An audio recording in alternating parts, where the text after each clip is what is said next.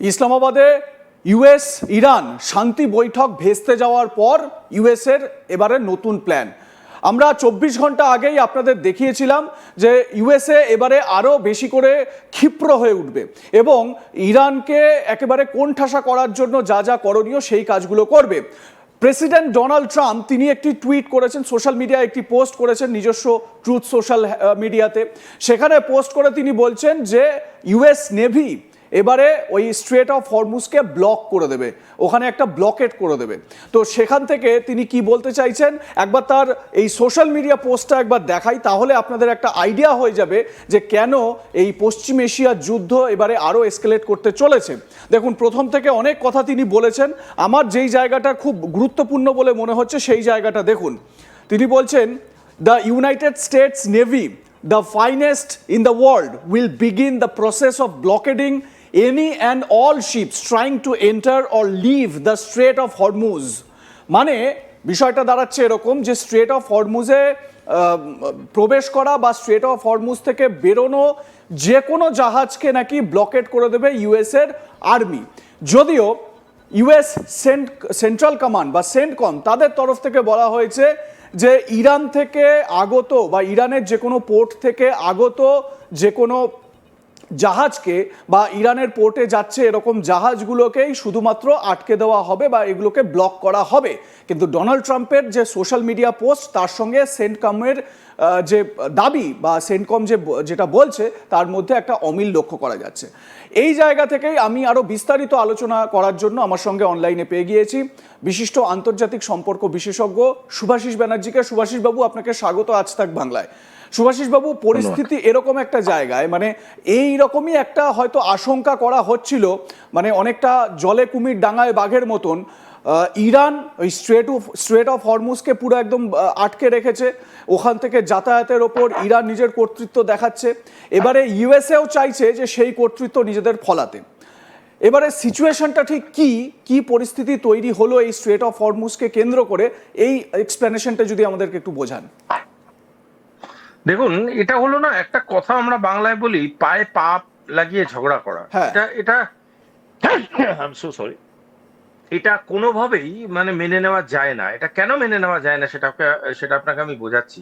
কারণ হচ্ছে, আমরা যদি গ্লোবাল যে ধরুন আলোচনা সভাগুলো যাই, আমরা যে ধরনের কনফারেন্স গুলো, আমি নিজে যে ধরনের বহু কনফারেন্সে গেছি, সেখানে একটা পয়েন্ট বারংবার ডিসকাসড হয়েছে। সে পয়েন্টটা হচ্ছে মেরিটাইম সভারেনিটি।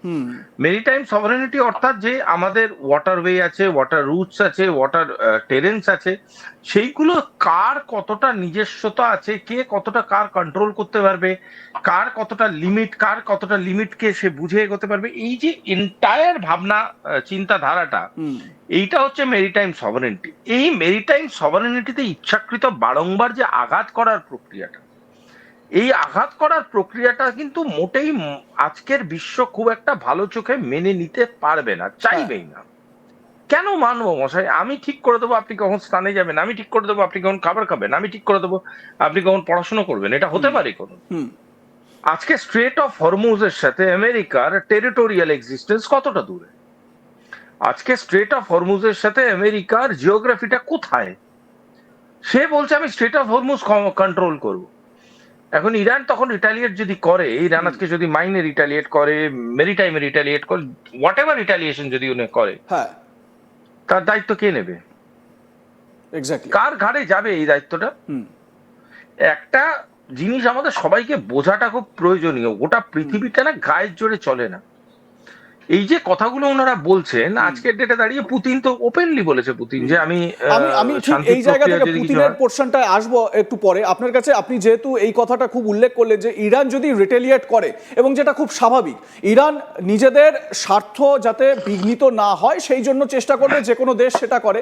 আমার প্রশ্ন হচ্ছে, আমরা শুনেছিলাম, মানে খবর পেয়েছিলাম, যদিও ইউএস মিডিয়ার তরফ থেকে বা সেন্টকমের তরফ থেকে সেই খবরটা চেপে দেওয়া হয়েছিল, এই স্ট্রেট অফ হরমুজে এন্টার করতে গিয়ে ইউএসএস জেরাল্ড আর ফোর্ড এবং ইউএসএস আব্রাহাম লিঙ্কন নাকি ক্ষতিগ্রস্ত হয়েছিল এবং তারা ব্যাক করে যেতে বাধ্য হয়েছিল, এই রকম একটা খবর সামনে এসেছিল। তার মানে এই স্ট্রেট অফ হরমুজে এইখানে ইউএসএ যতটাই মানে নিজেদের কর্তৃত্ব ফলাবার চেষ্টা করুক না কেন, ইরানের তরফ থেকে যে সলিড রেটেলিয়েশন তারা পাবে এবং এতে করে ইউএসএর যে মুখ পুড়বে সেটা কিন্তু বলা মানে আর অপেক্ষা রাখে না। আর কিছু মুখ পড়ার কি বাকি আছে আপনি আমায় বলুন তো? কি মানে আদেকলাপনা, নোংরামি, অসভ্যতার একটা সীমাহীন জায়গায় চলে গেছে এই ডোনাল্ড ট্রাম্প। প্রথমে নোবেল প্রাইজ নিয়ে করলো, তারপরে নোবেল প্রাইজের পরে এই ধরনের কথাবার্তা, বিভিন্ন রাষ্ট্র লিডারদেরকে বিভিন্ন রকম ভাবে আঘাতপ্রাপ্ত করানো, তারপরে এই নানান রকম নোংরামির সাথে যুক্ত থাকা প্রমাণিত হলো। তারপরে হচ্ছে যেচে পড়ে পড়ে একটা রাষ্ট্রকে থ্রেটনিং করা, গ্রিনল্যান্ড, ভেনেজুয়েলা অ্যাটাক, তারপরে এখন ইরান, ইসরায়েল দেশটাকে টুলিং করে পুরো নষ্ট ধ্বংসের মুখে নিয়ে চলে গেল। এই লোকটা গোটা পৃথিবীর কাছে একটা অভিশাপের মতো এসছে এবং গোটা পৃথিবীর যে পরিকাঠামোটা, সেই পরিকাঠামোটা মানে নষ্ট হয়ে যাচ্ছে এই লোকটার জন্য। হ্যাঁ, এবং আমি বারবার এই ডোনাল্ড ট্রাম্পকে পয়েন্ট আউট করছি, তার কারণ হচ্ছে America as a state of affairs এই বোঝাটা কিন্তু তাদেরকে ক্যারি করতে হবে। ডোনাল্ড ট্রাম্প হয়তো এই আগামী ইলেকশন কি তারপরে ইলেকশনের পরে আর থাকবে না, হ্যাঁ, আমেরিকা তো থাকবে, তাকে তো ক্যারি করতে হবে।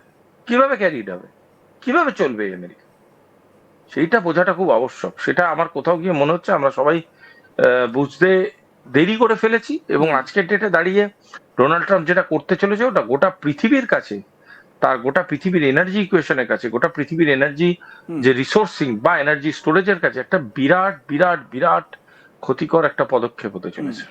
এবং এবং এই একটা ডিসিশনের জন্য মানে যুদ্ধে যাওয়ার এই ডিসিশনের জন্য কিন্তু সারা বিশ্বকে ভুগতে হচ্ছে এবং এই অয়েল যে ক্রাইসিস, সেই ক্রাইসিসের মধ্যে দিয়ে যেতে হচ্ছে। আমি এখানেই একটা জায়গায় আসবো যে এর পরে ওয়ার সিচুয়েশন কি হতে পারে। দেখুন, অলরেডি আমরা এই আলোচনা আগেও করেছি যে এরপরে আপনি নিজেও 8 তারিখ, আমি যদি খুব ভুল না হই, বলেছেন যে এই শান্তি বৈঠক ব্যর্থ হবে, বিফল হবে, একেবারে আপনি বলেছিলেন আমাদের শোতে এসেই, এবং আমরা সেই রকম দেখলাম যে এই শান্তি বৈঠক যথারীতি ব্যর্থ হয়েছে।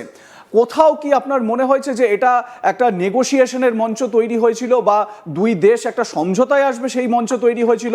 আমেরিকা তো এখানে গিয়েছিল নিজেদের দাদাগিরি ফলাতে। এক্স্যাক্টলি। আমি নেগোসিয়েশন কথাটার মানে হচ্ছে দুজনকে সম পরিমাণ সম পর্যায়ে বসতে হবে, তারপরে দুজনের মধ্যে একটা আলোচনা। হ্যাঁ, দুটো মানুষ, একজন নিজেকে প্রথম দিন থেকে মনে করছে যে আমি ভগবান, আমি প্রভু, তুমি ভৃত্য। এই মানসিকতা থেকে কোন নেগোসিয়েশন হতে পারে না। ইরান নাকানি চবানি খাইয়েছে ইউনাইটেড স্টেটস অফ আমেরিকাকে, ইরান নাকানি চবানি খাইয়েছে তাদের প্রতিটা মিলিটারি প্ল্যানকে, তাদের কাইনেটিক স্টেপস গুলোকে ডুবিয়ে দিয়েছে। সেই ইরান যদি আজকে টেবিলে বসে এবং সে যদি মনে করে যে আমি আমেরিকার সাথে প্যারালাল ডিসকাশনে যাবো, এটা ক্ষতি কি? হ্যাঁ, আর সব জিনিসে এত দাদাগিরির তো কোনো প্রয়োজন নেই। আজকে যে ইরান 10টা পয়েন্টার দিয়েছে, ইরান সেই 10টা পয়েন্টার দেওয়ার জায়গা ছিল, তাই দিয়েছে। আপনারা কি মনে করছেন এই গোটা শান্তি প্রক্রিয়াটা সত্যি কোনো প্রয়োজন ছিল না? এটা লোক দেখানোর জন্য। This entire smoke criteria, this entire smoke procedure কেন করা হয়েছে? এটা করা হয়েছে এই কারণে যাতে আমেরিকা টাইম বাই করতে পারে, তার নেভেলকে রেডি করতে পারে।